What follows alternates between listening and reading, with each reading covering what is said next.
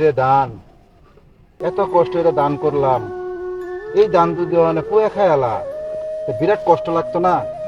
এই যে ওষুধ দেওয়া দিলাম, কিন্তু কোন ওষুধে তো কাম হইতেছে না, কি করি মানে সমস্যা তো একটা বিরাট।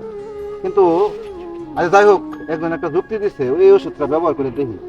আল্লাহ তুমি সবকিছুর মালিক, এই গরিবের প্রতি তুমি যদি সহায় না তো হও, এই দানুটা নিয়ে কোনো ভাব নাই।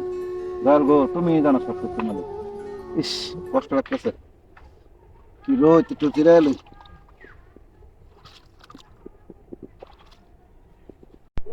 এটা কেটা বলেছে এটা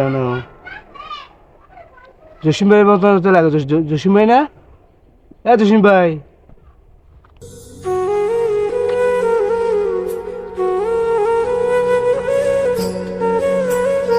শামসু ভাই, আমার ক্ষেত তো পুয়া খেলতেছে, তুমি কইতে ওষুধ এনে দিছ।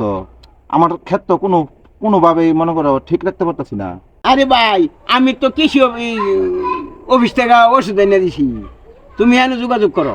ও, তুমি কৃষি অফিস তো ওষুধ এনে দিছো না? হ্যাঁ হ্যাঁ হ্যাঁ। ও, তা তো তোমার ক্ষেত তো ভালো হয়েছে। তা তো মানে আমার তো সমস্যা হইতাছে বিরাট, তাহলে আমারও কৃষি অফিসে যাওয়ার লাগবো। হ্যাঁ, জানা লাগবো। তাহলে কৃষি অফিসে চলো ভাই, আমি আমার লগে একটু কালকে লও সকালবেলা, ঠিক আছে?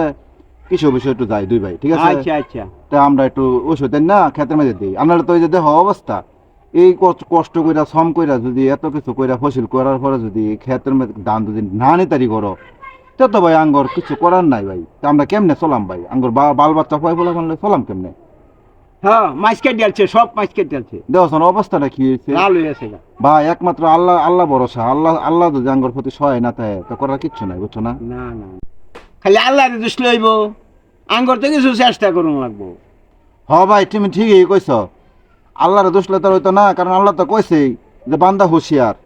আল্লাহ কইছে তুমি চেষ্টা করো, ঠিক আছে না? চেষ্টা হ্যাঁ। করলে উপায় আছে। চেষ্টা করো। ঠিক আছে ভাই, তাহলে আমরা সকালবেলা আমার লোক একটু লও, লইয়া পরে এই একটু কৃষি অবস্থা থেকে ওষুধ এনে দিই। তুমি যে ওষুধ আনছো নাকি?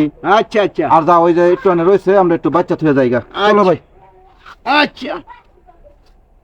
ভাই চলো।